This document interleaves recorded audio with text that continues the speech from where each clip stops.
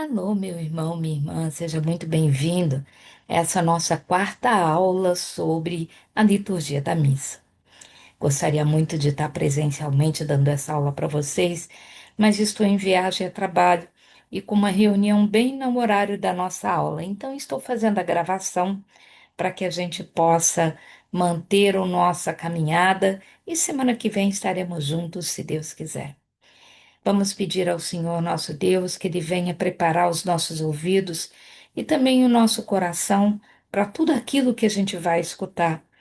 Que tudo que a gente vai escutar na aula de hoje possa nos ajudar a celebrar mais, a celebrar com o coração mais aberto. Que o Senhor receba todos os nossos problemas, todas as nossas dificuldades, todas as pessoas importantes para nós, todas as que se recomendaram às nossas orações, todas aquelas que a gente gostaria de ver um pouco mais perto de Deus. Que enquanto nós cuidamos das coisas de Deus, que Ele cuide dos nossos fatos, dos nossos problemas, dos nossos sonhos. E que tudo que for dito aqui seja em nome do Pai e do Filho e do Espírito Santo. Amém. Muito bem, meu irmão, minha irmã, nós hoje vamos começar falando ah,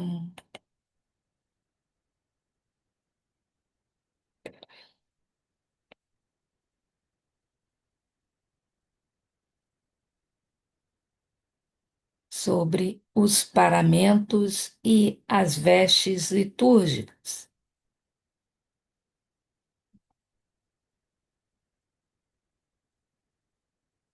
Ok, vamos lá então.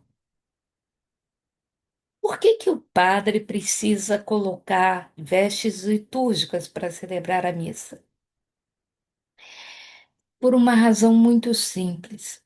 Ele, quando sobe ao altar para celebrar a missa, ele está num caráter muito especial que a gente chama in persona Christi. Ou seja, a principal função dele é representar, simbolizar a presença do próprio Cristo no altar. E por isso ele se reveste de Cristo. Ele coloca uma alva, né, ou um manto que o cobre desde o pescoço até os pés. É quase como se ele dissesse que a minha humanidade não tem oportunidade de aparecer, mas somente Cristo. Então, essa é a função.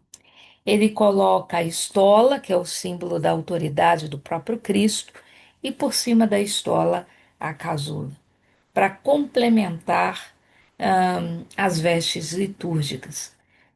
Não é permitido que o sacerdote celebre a missa com a sua roupa do dia a dia, mesmo que a sua roupa do dia a dia seja uma batina toda preta. É necessário que ele se revista, que ele use naquele instante vestes que simbolizam o próprio Cristo. Então, não a roupa do seu dia a dia, não aquilo que ele está acostumado a portar. E isso está no número 126 da Redemptione Sacramento. Quando ele está fora do altar, se ele está usando hoje em dia, é muito comum usar roupas comuns mesmo. Mas se ele está ainda numa função eclesiástica qualquer, ele vai usar uma camisa preta ou a batina e vai usar uma placazinha de PVC no colarinho da camisa. Essa placazinha é chamada de clergyman e é, na verdade, o símbolo do seu sacerdócio. Os diáconos também usam.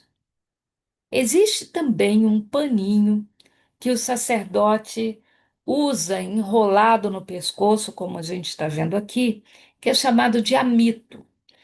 O amito não é mais obrigatório, os padres mais conservadores é que usam.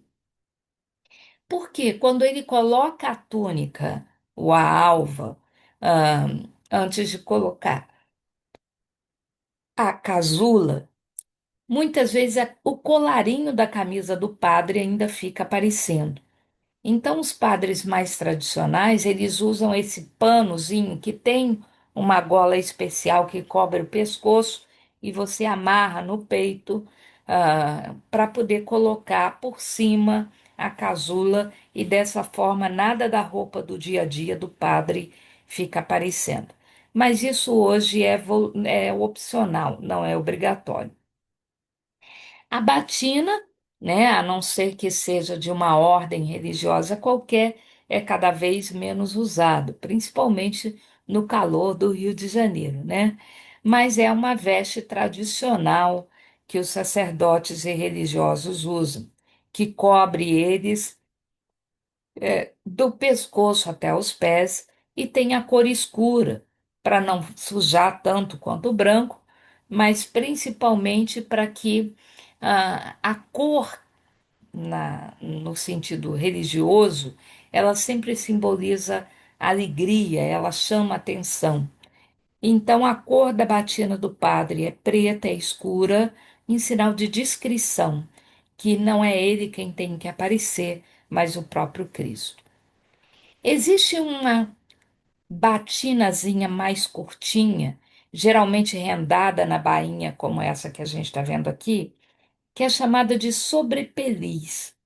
Quando o padre está numa função religiosa, por exemplo, uma procissão, e ele está usando a batina, ele vai colocar sobre a batina essa sobrepeliz. Na verdade, simboliza o seu sacerdócio, mas não na função de celebrar ou presidir uma missa, mas na função de serviço ou de caminhada. A veste mais tradicional de um sacerdote é chamada de túnica ou de alva. É essa veste branca e comprida que vai cobri-lo do pescoço até os pés. Às vezes ela pode ter um bordadinho, mas geralmente ela é branca e simples mesmo, né? Nós sabemos que quando Jesus foi crucificado, ele usava uma alva como essa, sem costura da cabeça aos pés. E os soldados romanos repartiram e sortearam a alva de Jesus. Então, quando o padre coloca a alva, ele exatamente está se revestindo do próprio Cristo antes de presidir a celebração da missa. Às vezes a alva é muito comprida, arrasta no chão. Então, o padre, quando é isso, tem essa situação, ele costuma amarrar na cintura esse cordão que é chamado de símbolo, na altura dos rins. E esse símbolo, então, ele vai evitar que a alva ou a túnica fique arrastando no chão. Também é opcional nos dias de hoje. A peça mais importante do vestimento do padre é a estola, como a gente está vendo aqui. Ela pode mudar de cor de acordo com o tempo litúrgico, no tempo da quaresma ou nas celebrações de sétimo dia ou de missas fúnebres. Ele vai usar o roxo. O verde ele usa no tempo comum, o branco nas solenidades e nos tempos festivos. O vermelho ele vai usar na festa dos mártires e nas festas do Espírito Santo. O azul que está aqui, geralmente ele simboliza Nossa Senhora, né? Tá faltando aqui o rosa, né? Que é usado na quaresma também. Uhum. E pode ser a casula branca, pode ser substituída pela dourada, e nesse caso a estola também. A estola, ela reveste o sacerdote de um lado ao outro do seu ser. E ela simboliza o próprio poder de Jesus Cristo, a autoridade que foi constituída ao sacerdote por Jesus, que é o verdadeiro sacerdote. Então é quase que como se Jesus o revestisse da esquerda para a sua direita. E é essa estola a peça mais importante das vestes do padre. quando o padre está se paramentando, ele pega a estola e antes de colocá-la sobre os seus ombros, ele beija a estola, num sinal de reverência a Jesus Cristo, que é quem, na verdade, é o único que teria o direito de usar aquela estola. Então, os bispos e os presbíteros colocam a estola assim, ela cai de um lado para o outro do ombro. Já os diáconos usam a estola atravessada pelo ombro. É sinal de que eles não têm o último grau da hierarquia da igreja, que é o presbiterato, que o faria deles sacerdotes, né? Por cima da alva ou túnica e da estola se usa casula. A casula, na verdade, ela não é símbolo de importância, ela não é símbolo de status e ela não é a peça mais importante da vestimenta do padre, é a estola que é, né? Ela simplesmente é uma forma mais fácil de se comunicar a mensagem da cor litúrgica, porque geralmente a casula segue a cor do tempo litúrgico que está se celebrando naquela ocasião. Então a casula pode ser verde se está no tempo comum, vai ser branca se está num tempo festivo, vai ser rosa se você está no segundo domingo, no terceiro domingo do advento ou no quarto da quaresma, e vai ser vermelha nas festas do Espírito Santo ou dos Santos Mártires, e será verde no tempo comum, né? Então a casula ela sempre vai seguir a cor litúrgica do tempo. Já os diáconos, eles usam uma veste que parece muito uma casula, mas a diferença, se você prestar atenção, a casula tem esses braços meio arredondados, como se fossem asas de morcego. Elas não têm costura, não tem divisão ali entre os braços e o corpo da casula.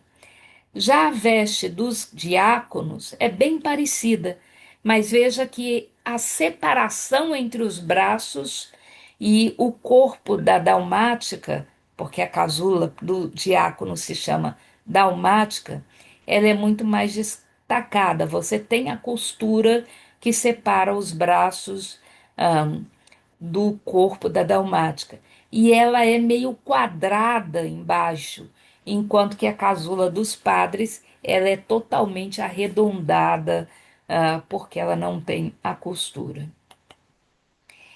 A capa pluvial, que é o que o padre vai usar, os bispos, na bênção do Santíssimo, na oração universal, ela tem a função exatamente de proteger a Eucaristia, porque nos momentos de procissão, quando se ia à rua com o Santíssimo, por exemplo, e ele poderia molhar se viesse a chover.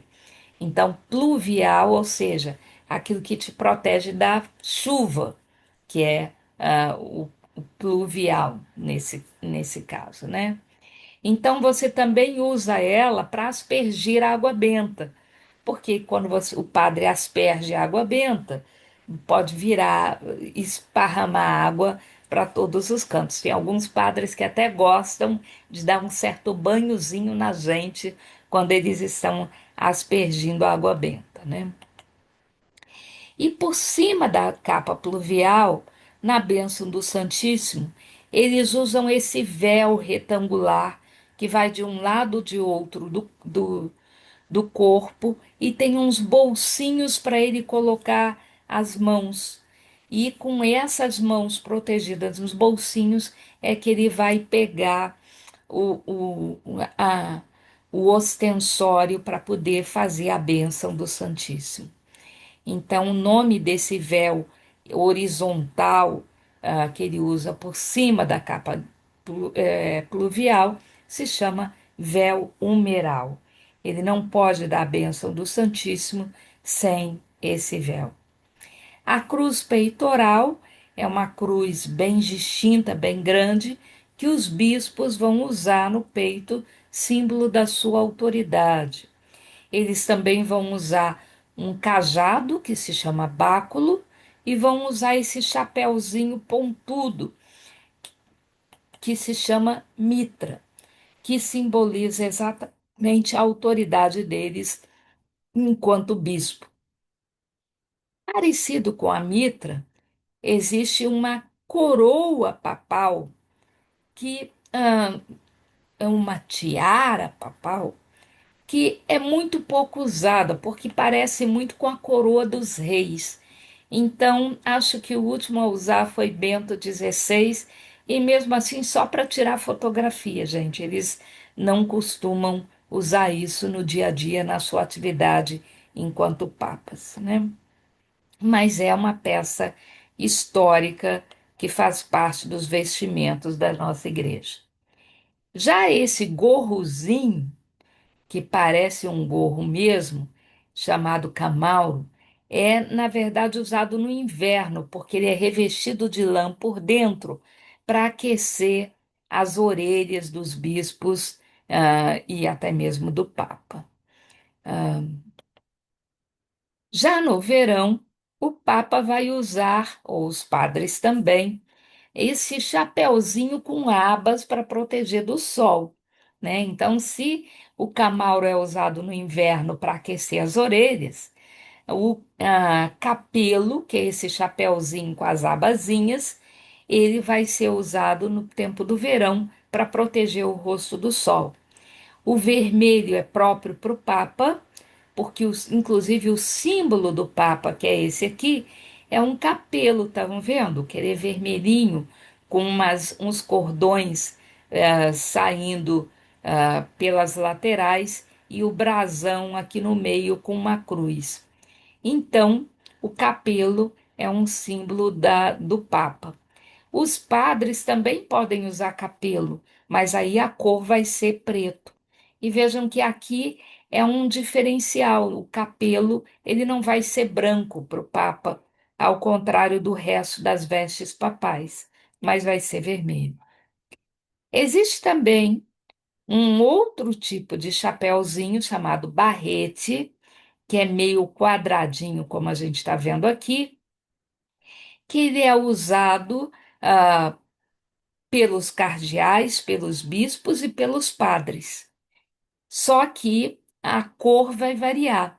Os padres, por exemplo, vão usar um barrete que é preto. Já púrpura vai ser o que é esse rosa meio forte, vai ser usado pelos bispos. E os cardeais vão usar um barrete vermelho, símbolo da sua autoridade de cardeal. O cardeal é aquele que vai fazer parte do colégio de cardeais e vai então ter direito a voto na eleição de um papa, se o papado tiver vacante.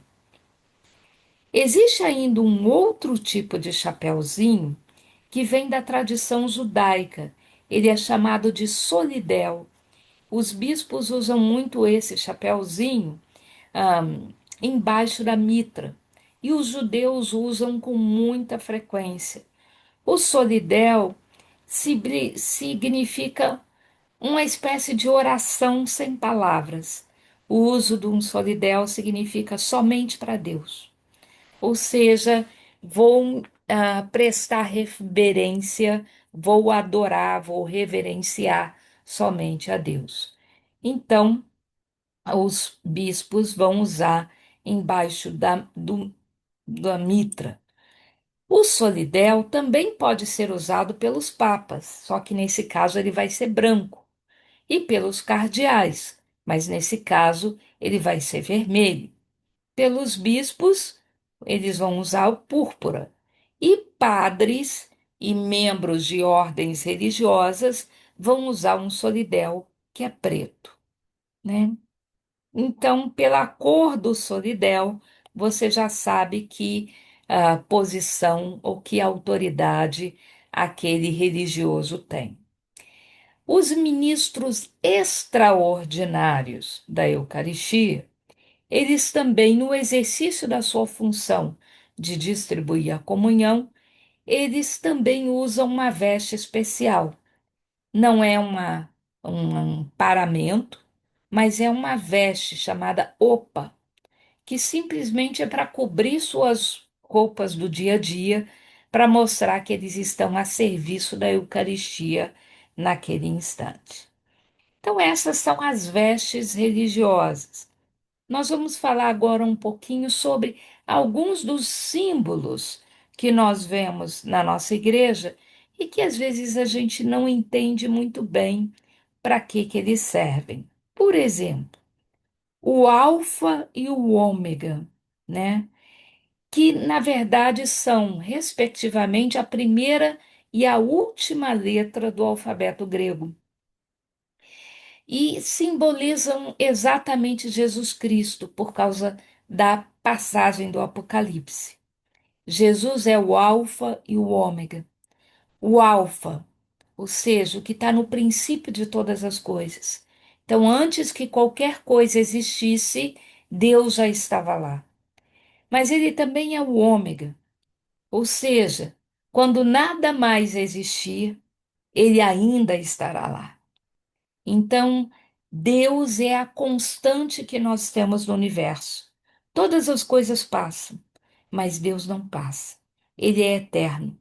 Então, ele é o Alfa, que está lá desde o início das coisas. E ele também é o Ômega, porque estará lá depois do final de todas as coisas. O PX também é um símbolo que a gente encontra com muita frequência porque em grego a palavra Christos se escreve exatamente com um X e com um P. Então, na verdade, PX é como se fosse uma abreviação da palavra Cristo. O IHS é uma abreviação de uma frase em latim, Jesu hominum salvator, Jesus Salvador dos homens. Então, era uma expressão muito comum nos textos litúrgicos. Então, muitas vezes você vai ver o IHS bordado nas toalhas das igrejas, nos quadros, nos símbolos religiosos, e significa exatamente isso em latim: Jesus, o Salvador dos homens. Um outro símbolo que nós encontramos muito frequentemente nas toalhas, nas gravuras litúrgicas, é o símbolo do peixe. Porque quando ser cristão era um crime perseguido pelos romanos, os cristãos, para poder se comunicarem silenciosamente entre eles, costumavam usar o símbolo do peixe. Por quê? Porque a palavra peixe em grego se escreve IXTYS. Então, isso é peixe em grego. Mas em latim, se você pegar a primeira letra da frase que identifica os cristãos, ou seja, o I de Jesus, o X de Christos, que é como se escreve Cristo em grego, Jesu Cristo. Então, Ix, Theos, Deus, Ios, que é filho, e Soter, que é Salvador. Então, Jesus Cristo, Filho de Deus e Salvador. Então, toda vez que um cristão se encontrava com outro, ele usava, desenhava o símbolo do peixe para mostrar que ele era cristão, sem precisar falar uma palavra qualquer, porque se alguém ouvisse ele dizer que ele era cristão, ele poderia ser preso e martirizado. Então, nos primeiros tempos da nossa fé, o peixe era o símbolo da nossa identidade como seguidor de Jesus Cristo. O INRI é, na verdade, outra abreviação que é a frase que Pilatos colocou na cruz de Jesus: Iesu Nazarenus Rex Iodaero. Jesus de Nazaré, o Rei dos Judeus. Então, INRI, Jesus de Nazaré, Rei dos Judeus, que é o que Pilatos escreveu na cruz de Jesus Cristo. Um outro símbolo muito comum da nossa igreja é o triângulo, porque o triângulo ele tem três partes perfeitamente iguais. Ele simboliza a verdadeira Santíssima Trindade, onde o Pai, o Filho e o Espírito Santo têm igual poder e majestade ah, diante de todos nós que seguimos a Jesus. Um símbolo muito bonito na nossa igreja é o pelicano. Você vai encontrar o pelicano em algumas gravuras, em algumas toalhas litúrgicas também. Por que o pelicano? Porque o pelicano simboliza a Eucaristia. Porque o pelicano, se ele vai procurar comida para os seus filhotes e não encontra nada, quando ele volta para o ninho, ele bate com o bico pontudo dele no próprio peito até que comece a sangrar. E o sangue que escorre dele, ele vai derramar como se fosse leite para os seus filhotes se alimentarem do seu sangue. Jesus, quando estava na cruz, ele teve o seu lado aberto e dali saiu sangue e água. Então a Eucaristia, ela é simbolizada pelo pelicano. O cordeiro representa o próprio Cristo, que é o Cordeiro de Deus que tira o pecado do mundo. Se esse cordeiro está carregando uma bandeira, ele está simbolizando a função salvífica do cordeiro, aquele que lava os nossos pecados. Agora, se esse cordeiro está sentado sobre uma Bíblia, com aquele símbolo da cruz do lado, como a gente vê aqui, esse cordeiro, o Agnus Dei, ele está simbolizando a autoridade e o julgamento final. Ou seja, no final dos tempos nós seremos salvos se tivermos tido nossas vestes lavadas no sangue do Cordeiro. Então, ah, em todos os sentidos, ele simboliza aquele que lava o nosso pecado. Mas quando ele está sobre o livro, simboliza que o nosso tempo já acabou. Já está na hora dele julgar todos os povos e decidir qual vai ser o nosso destino. Então, estes são os paramentos litúrgicos. E para encerrar essa nossa parte de símbolos e de preparação para a missa, nós vamos ainda falar sobre os gestos na missa, para a gente poder fechar toda essa parte conceitual. E aí, na próxima terça-feira, nós já entraremos com o rito de entrada e começaremos a ver as partes da missa propriamente dito. Onde nós vamos encontrar as explicações para os gestos da missa? Na própria Redemptione Sacramento, que é o documento da Igreja sobre a missa, na Instrução Geral do Missal Romano e no livro Gestos e Símbolos, do padre José Adal Zabal. Todos eles nos falam sobre esses gestos. Na verdade, a Instrução Geral do Missal Romano diz que o nosso corpo fala. Então, o nosso corpo, a nossa postura, as nossas atitudes nas celebrações vão nos ajudar a estar em sintonia com aquilo que está se passando na celebração ou em completa desarmonia com aquilo que está acontecendo durante a missa. Ora, todos nós somos, então, convidados a participar de tudo aquilo que são os gestos, da missa propriamente dito. O leitor, ele vai ser convidado a ler as leituras, o acólito vai ajudar no altar, e existem várias outras funções, mas também o povo participa e tem função própria na missa a partir dos gestos e da sua postura. Por exemplo, o que significa ficar de pé? Ficar de pé significa liberdade. Eu posso ir para onde eu quiser, eu já estou de pé. Eu posso ir para o norte, para o sul, para o leste, para o oeste, mas eu escolho ficar aqui. Eu escolho ficar diante de Deus. Ficar de pé também simboliza respeito, né? Ah, porque o estar sentado simboliza autoridade. O rei se senta para receber os seus súditos. E nós, que somos súditos, ficamos de pé diante do rei. Mas também o estar de pé significa prontidão para partir em missão. Eu já estou de pé.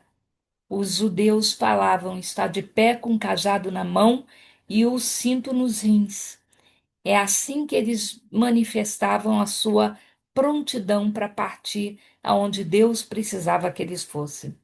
Então também ficamos de pé no encerramento da missa para receber a bênção, porque aquela bênção final é um sinal de envio. Deus que nos manda a ir levar aquilo que nós recebemos na missa para todos aqueles com quem a gente vai se encontrar. Já a posição de estar sentado simboliza repouso, ausência de pressa. Você está ali pronto para receber. Não importa quanto tempo demore, você está à disposição, disponível para ficar.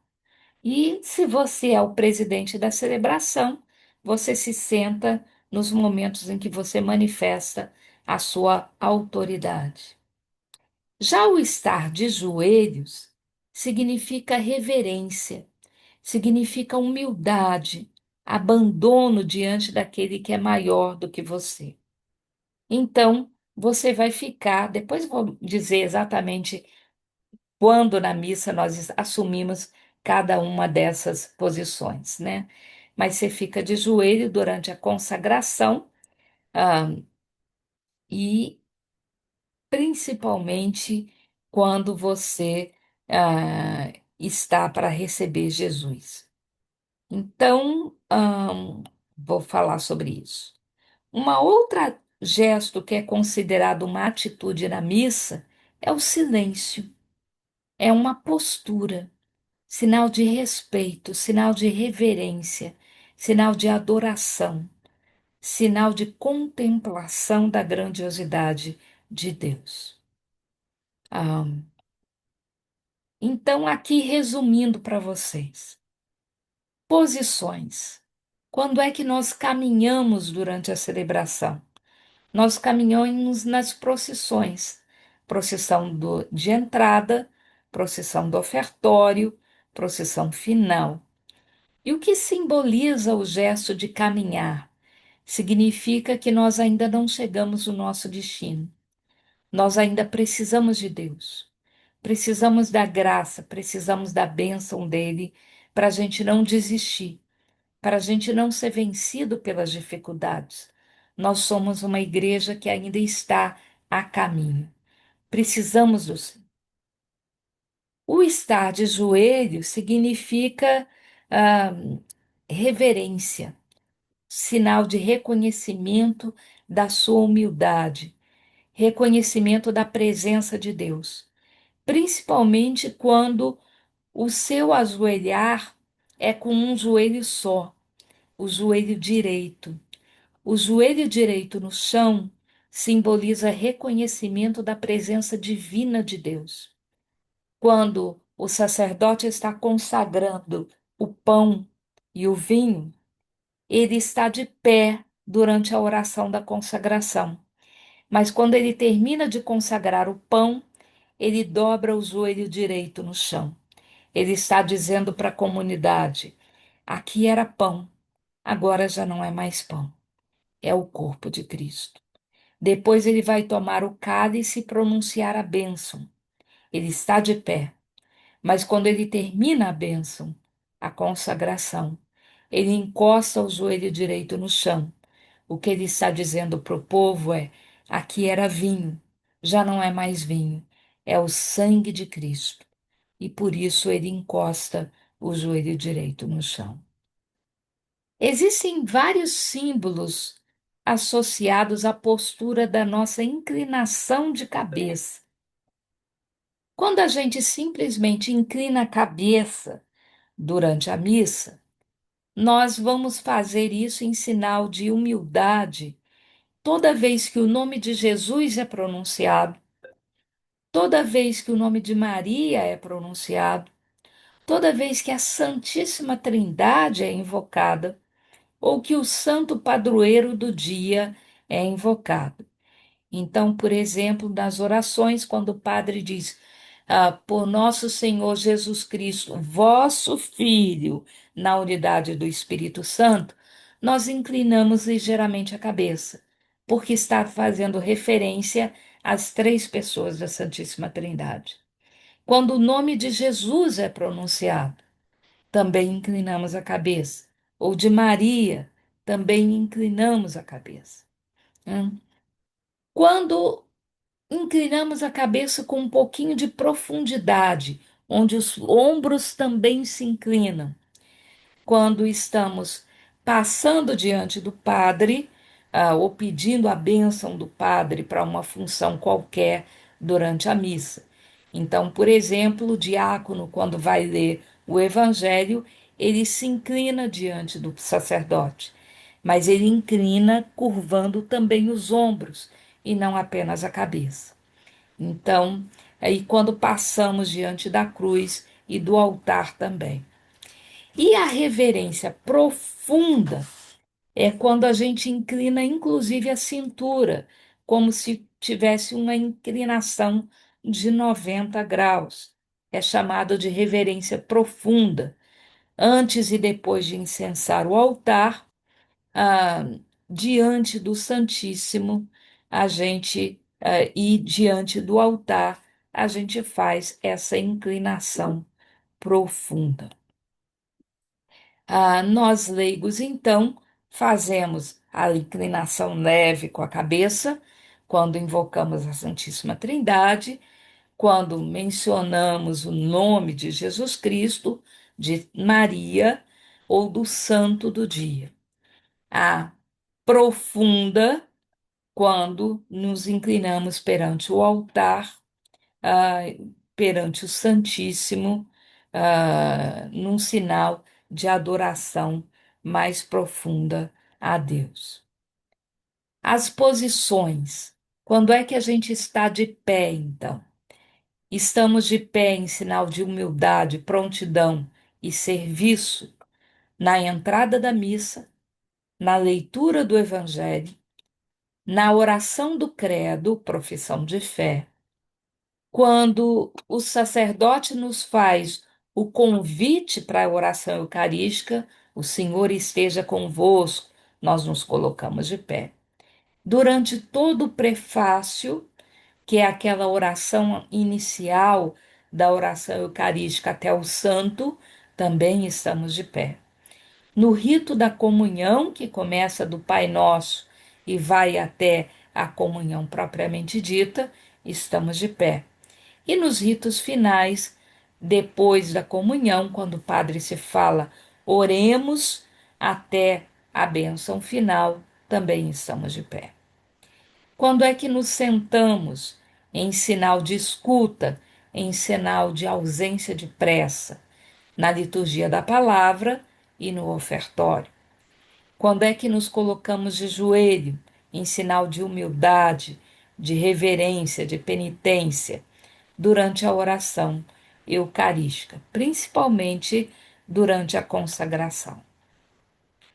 O silêncio, ele deve ser observado depois da oração inicial no ato penitencial, depois da homilia e depois da comunhão. Inclusive no folheto à missa está lá escrito momento de silêncio. É que nem sempre isso é observado, né? Mas deveria ter um silêncio depois da oração inicial no ato penitencial, depois da homilia e depois da comunhão. Elevar as mãos é sinal de adoração, de súplica, de rendição. Quando nós cantamos, quando nós rezamos o Pai Nosso, nós estamos então elevando as nossas mãos. O abraço ou o cumprimento na hora da oração pela paz, durante a missa, mas deve ser, segundo o rito da igreja, nós vamos ver isso, apenas com as pessoas que estão próximas de nós. Nós vemos, às vezes, a pessoa sair do lugar e ir lá no último banco, abraçar um outro, abraçar. A igreja não recomenda isso, porque nós estamos já próximos da comunhão e é necessário que o nosso coração já esteja se preparando para receber Jesus. Resumo dos gestos, então. Qual é a diferença de um sinal para um símbolo? Um sinal aponta alguma coisa exterior. Ele transmite uma orientação, uma mensagem e é impessoal. A nossa igreja, ela tem símbolos que significam que você tem mensagens adicionais além daquilo que os olhos veem. Ele transmite valores junto com os sinais. Então a palavra símbolo significa pôr junto. Ou seja, é aquilo que você vê ou aquilo que você ouve, mas tem algo a mais do que aquilo que os seus olhos são capazes de enxergar ou os seus ouvidos de escutar. Então, ele estabelece sempre uma mensagem profunda adicional. Algumas coisas ficam muito fáceis para a gente entender a diferença de sinal ou símbolo. Por exemplo, o olhar. Se você está dizendo que alguém está de olho em alguma coisa, significa que aquela pessoa não é cega. Ela tem visão, ela é capaz de enxergar o que acontece ao seu redor. Mas quando a gente está usando o sentido da visão durante a missa, nós queremos falar muito mais sobre a capacidade de enxergar. Porque mesmo quem é cego pode perceber aquilo que os olhos estão muitas vezes não enxergando. Então, visão ou olhar no sentido de símbolo durante a liturgia é muito mais do que ver, é perceber. É muito mais do que o que os olhos conseguem enxergar. Luz é sinal de claridade, mas liturgicamente, a luz tem o símbolo de vida. Ela transmite algo que está vivo. Jesus ressuscitou e o momento da ressurreição de Jesus, um grande clarão surgiu, né? E quando ele se encarnou, quando ele nasceu da Virgem Maria, também uma grande luz foi observada. Então, a luz é símbolo de vida. A água é um sinal de vida, ninguém vive sem água, mas no sentido litúrgico, a água é muito mais do que simplesmente simbolizar a vida. Ela simboliza pureza, ela simboliza renascimento, ela simboliza o direito de recomeçar, que você recomeça no batismo, que você recomeça toda vez que você deixa Deus lavar os seus pecados no seu sangue, que não é com água que ele te purifica. O pão simboliza alimento, né, comida, mas na Eucaristia ela não é mera comida, ela é algo que te nutre e não apenas sacia a sua fome. Então, é muito mais do que encher o seu estômago, porque a comida você come e volta a sentir fome. Quando você está se alimentando do próprio Deus, aquele alimento, ele é totalmente capaz de atender todas as suas necessidades enquanto você permitir que Deus seja o Senhor da sua vida. O vinho simboliza a alegria aos olhos do mundo, mas no sentido religioso ele simboliza a vida, que ele simboliza o sangue, e para o judeu o sangue é o que simboliza a vida. Por isso é proibido você comer um animal com sangue, que é quase que como se você estivesse comendo um animal enquanto ele ainda está vivo. As cores transmitem sinais visuais, mas para nós as cores simbolizam atitude. Se você está num tempo festivo, se você está num tempo de penitência, se você está num tempo ordinário ou comum, se você está num tempo de respeito àqueles que morreram para que você pudesse ter fé. E flores são simplesmente adornos para o mundo, mas para nós, no sentido litúrgico, a flor simboliza o próprio ciclo da vida, né? A flor, ela nasce, enfeita, traz alegria, traz cor, mas ela murcha. Mas naquele mesmo caulezinho onde ela murchou, ela pode voltar a nascer, a florir, né? A dar frutos, no tempo propício. Então é um ciclo de vida. O sinal da cruz nós fazemos em nome do Pai no alto da testa, do Filho no meio do peito, do Espírito Santo. Amém, né? E o que significa? Que tudo aquilo que nós fazemos, do que pensamos ao que sentimos, do que agimos do começo até o fim, nós fazemos em nome da Santíssima Trindade, que é Deus, né? Então, tudo que eu sei, tudo que eu sinto, do começo ao fim, que seja feito em nome de Deus. E o amém é o assim seja. Bonito isso, né? Você já tinha pensado no sinal da cruz desse jeito? Então, de novo, do que eu sei ao que eu sinto, do princípio ao fim, que seja feito junto com Deus, em nome de Deus.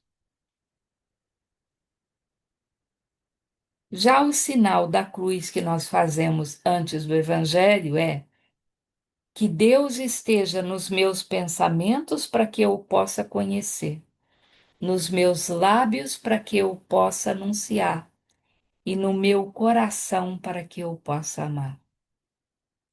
Lindo, né? Nós falamos o pelo sinal da Santa Cruz, livrai-nos Deus dos nossos inimigos. Mas, na verdade, o que ele simboliza é exatamente isso. Que Deus esteja nos meus pensamentos para que eu o possa conhecer, nos meus lábios para que eu o possa anunciar e no meu coração para que eu o possa amar. E as mãos? Mãos, então, durante a missa, elas têm muitas funções. Função de ação, ou seja, aquilo que você faz, função de apoio, de ajudar o outro, função de convite, de estar chamando o outro a se juntar a você, função de amizade, conta comigo, função de consolo, se o outro está passando por momentos difíceis, função de punição, de severo de julgamento, de luta ou de rejeição. Nós podemos falar com as nossas mãos e durante a liturgia nós falamos com as mãos. Elevar as mãos significa entrega, súplica, adoração, confiança a Deus. Quando as mãos se colocam abertas de forma curva, é como se você estivesse fazendo uma âncora com a sua mão, pronto para receber. É sinal de pobreza interior, você se sente necessitado de Deus, mas também de confiança que tudo aquilo que você precisa, Deus vai prover.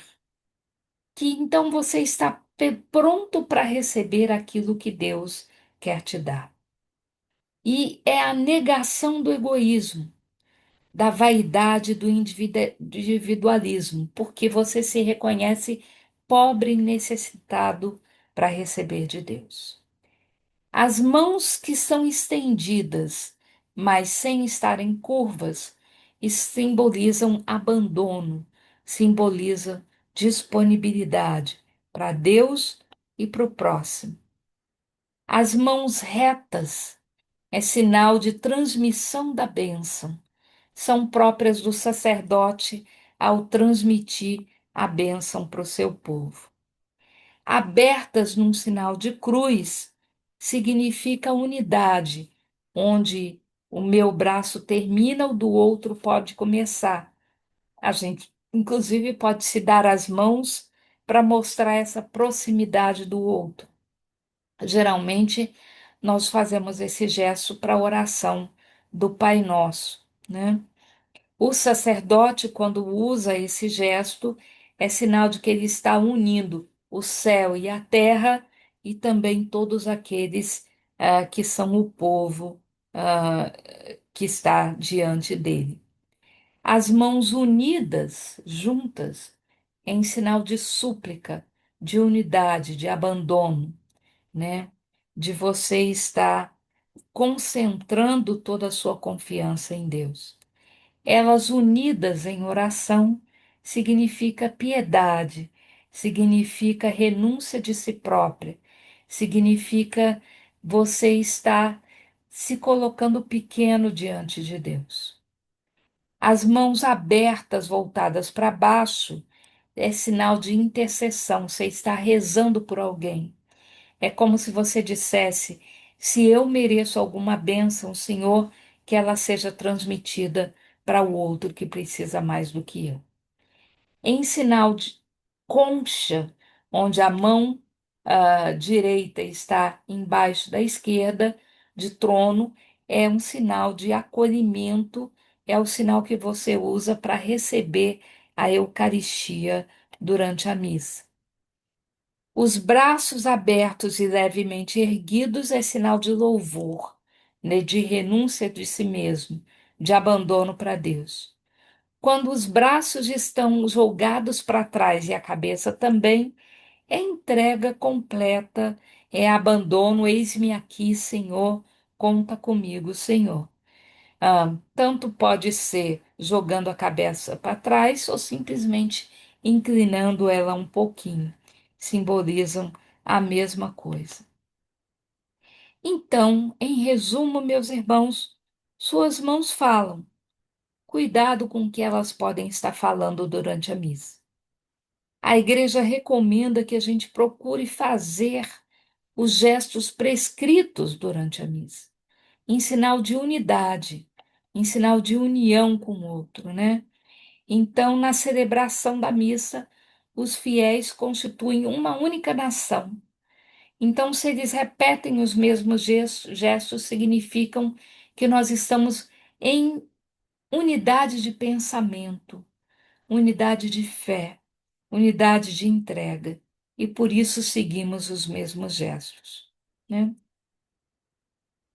Ah, essa unidade, diz a igreja, manifesta-se em beleza nos gestos e atitudes corporais quando todos juntos repetem os mesmos gestos. E é isso. Amém, amém e amém. Se Deus quiser, estaremos juntos na próxima terça-feira, já falando sobre as partes da missa.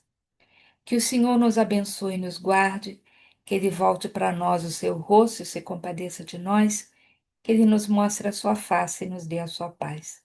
É o que pedimos em nome do Pai, do Filho e do Espírito Santo. Amém. Fiquem com Deus. Até a próxima semana.